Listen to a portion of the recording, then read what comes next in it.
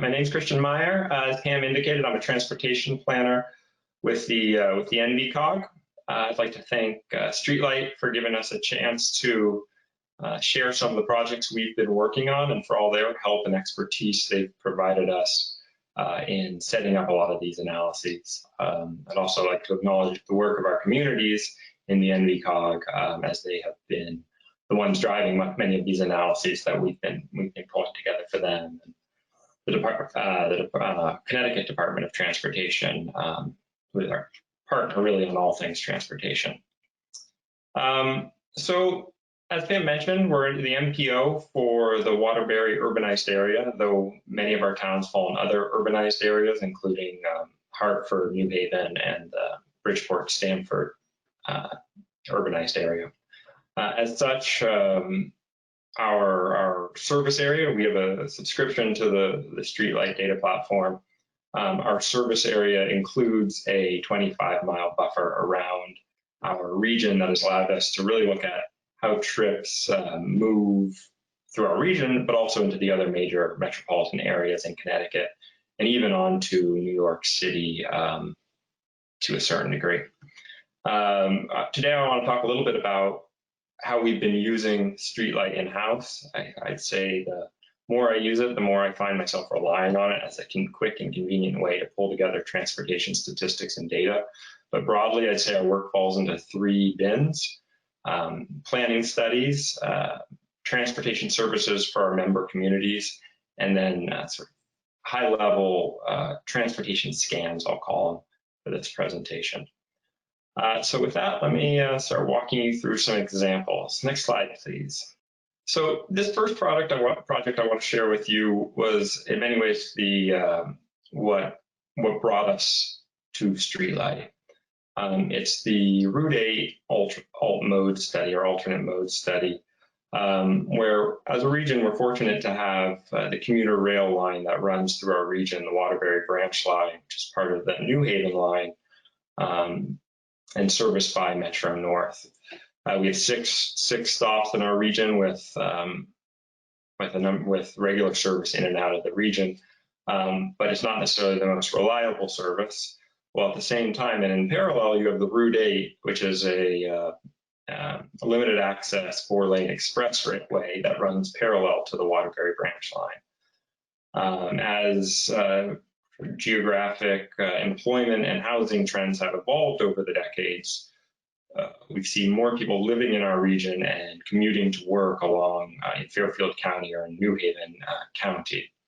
And as such, we're running into certain choke points along Route 8. So the alternate modes study wanted to look at opportunities to shift some of those trips over to an existing infrastructure, not just because the benefits of transit, but also to avoid some of the major costs that would go into expanding capacity on Route 8. So I think this is a good example to present as well, as it shows some of the ease and flexibility we have when we set up an analysis on the platform. Working with ArcGIS, as the GIS software we use in-house, I could create a layer of polygons showing the priority communities I wanted to look at here, which were both some of the adjacent communities to the Waterbury branch line, but then some of the other bigger communities a little further off who might use the branch line, drive to the line, park, commute to their work, or to Fairfield County, New Haven, and then return. And then on the other end of the trip for the destinations, I was able to quickly identify half-mile radius areas that stretched out from the Metro North rail stations on the New Haven main line. Upload the data into Streetlight and run it through. Pull out the tabular data on the other side, and quickly match up those origin destination connections. So going one step further, as part of the Streetlight data, just as it comes, you're able to then further filter by trips that are home-based work trips. So I could then go one step further and say, all right, well, how many of these trips that are leaving the Naugatuck Valley region and continuing down onto Fairfield County or New Haven County, how many of these are commuters? Because to our eyes, that's the low-hanging fruit that we'd like to see moved over onto the rail, where there's no connecting transit ride, or it's a walkable distance from the rail station on the other end of the line. Now, this is just a quick pass I did in-house. We were working with a consultant team on this project, and we'll supply them our data through Streetlight, and they'll run further analysis on propensity for new ridership, et cetera. But I just thought this was a good example of how quick you can pull together some really important data that can then be carried over to policy decisions and investment decisions, whether it goes into road or rail. So my next slide here, we'll touch on, we had it there for a second, there we go. We'll touch on some of the features that Ted mentioned earlier. We work closely with our member communities. As Pam mentioned, I serve on our Transportation Technical Advisory Committee, which is a committee of city engineers, town engineers, and directors of public works. Every time I promote the platform to that group, I come back and get the question back, well, we have a neighborhood that thinks people are cutting through and taking a shortcut through their neighborhood, and they're driving too fast, and we need to do something. Can you help us? So one thing we've been able to do with the Streetlight platform is really provide a service that was not traditionally available for small time studies or just for passing questions, as Steve kind of alluded to. There's a lot of work that goes into surveys or building models. But with Streetlight, I took this example of the town of Cheshire, which has a number of state routes that crisscross the town. And the concern was that folks were getting off I-84, which you'll see in the bottom left-hand corner of the slide. And instead of continuing all the way into the town center on Route 70 and connecting to Route 10, the concern was that folks were cutting through the Mountain Road area. And these were the residents that came to the chief of police in this case with this concern. So using one of the features that is available on the Streetlight platform, in this case was an origin destination analysis using the middle filters, which kind of track where a route is, a vehicle on a trip is between the start and end of the trip. We were able to quickly kind of, again, represent how cars are making this movement. And I think three key analyses that I don't think we would have come to without the data were: one, well, sure, yeah, definitely people are using Mountain Road as a cut through.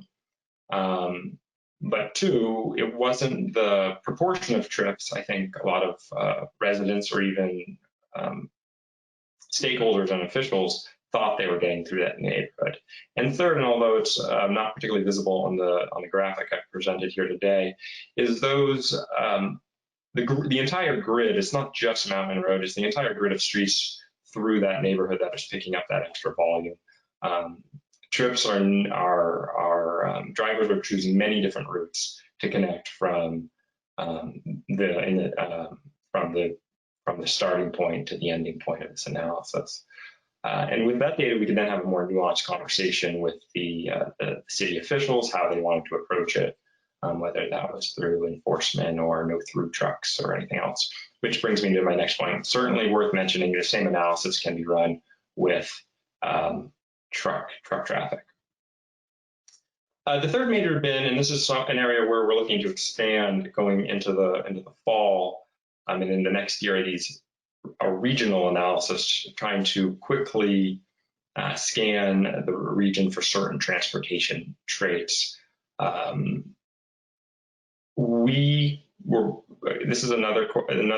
This analysis came out of another question that was brought to us by a community that had a group of constituents who were very concerned about a specific intersection in their neighborhood that they felt was very dangerous, but also just waiting for a more serious accident.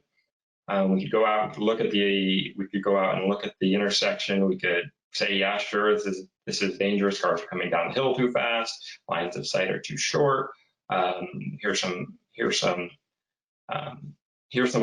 ideas for how you might be able to improve safety at this location. But then the next question is, well, should we look at a major infrastructural change or intersection redesign, and was this an intersection worth committing those funds to, whether they're safety funds, or were there other priorities that should perhaps be considered first? And again, Streetlight could play just another data point in the analysis, which was we could look at the entire region and the entire city, as you see in this example of Waterbury, and normalize all the crash data that we were able to download from the UCONN Crash Repository, which is geographically referenced, by volume through the intersection. So we could not just say, oh, wow, there are a lot of crashes here. We could say, well, there's more crashes than we'd expect to see here, given the number of cars coming through this area. And in the end, we could also then look at the intersection that drove this whole analysis and say, all right, well, it's 75th percentile. When we look at the city as a whole, we need to be doing some work here, but in terms of committing very scarce dollars towards reducing accidents and injuries, we should also be looking at it in the context of some of these other very dangerous intersections that we have in the community. Yeah, so I think we can go to the next slide. So that brings me through some of the main bins I put our day-to-day analyses into. The next two slides are kind of our reaction to stay-at-home orders and the onset of life during the COVID-19 pandemic. So this map is of a corridor in the town of Oxford, Connecticut. The corridor study was already underway. The consultant team had gathered data for the average daily traffic. They'd looked at a couple intersections, done some counts, but they had not had time to get out and do the basic floating car analysis through the area. And when we realized, well, we couldn't really go out in the middle of the stay-at-home orders, or even in the modified world we're living in today, even though volumes are beginning to pick up, we did realize we were kind of sitting on a time machine, and could with Streetlight could go back to 2019, the same time the other data was collected, and run a very similar analysis that would emulate that same floating car analysis that we normally run. And the map here actually goes one step further, because I think it again shows some of that flexibility you're able to get once you download the data and you have it in a spreadsheet in front of you. That, all right, we knew what the average speeds were from 6 a.m. to 10 a.m. or whenever you want to say your peak AM, peak hour in the morning. But we could also then look at, well, what are the average speeds from midnight to 4 a.m., what we may call free-floating traffic patterns, and then look at the difference between those two data sets and show that we're seeing delays at certain locations where maybe we want to dig in a little deeper. Again, it allowed us to do that first pass where we could swing back and maybe make more site visits, more focused site visits, not just based on anecdotal evidence, but on some data. The next slide is something we're just getting into more and more now, and it's again a necessity born out of COVID. Here, I'd like to discuss the average daily traffic, but turning movement counts as well. So average daily traffic, the AADT function in Streetlight, we've been using it regularly and often. We have a good amount of faith in it within our organization. We can get people turn around data in hours as opposed to days if we would go out and do tube counts on a specific road. And instead of looking at just 1 day or 2 days of data, we can average over the course of a whole season or even a whole year. Actually, in the case of AADT, it's all averaged out over a whole year. So that's a data source that we're very comfortable and we use regularly on a day-to-day basis. The next thing, and the next piece, is looking at the turn counts. In our discussions in-house, but also again with our partners like the Connecticut Department of Transportation, we've been trying to figure out what role Streetlight can have in providing the data for these more micro analyses, really car by car over a very small geographic area, as opposed to going out and trying to do manual counts. And here, where we are now, we have two studies that are going to use the streetlight data for the high-level first pass of turn counts. Is that for planning purposes, the streetlight data is readily available. You're looking at a full year of data instead of maybe just a 2-hour peak, and then using an expansion factor to bring that out to an average annual. And then wherever we're going to dive into a specific intersection and make larger recommendations to maybe change lane layout or dedicated turn lanes, we're going to go out and verify the data with manual turn counts or set up Meyer vision cameras. By running our projects in this fashion, we were able to really save a lot of money on our data collection portion of the quarter studies. We've been able to shift those funds directly over to the public outreach side of the project, which again, during COVID, has left a lot of us,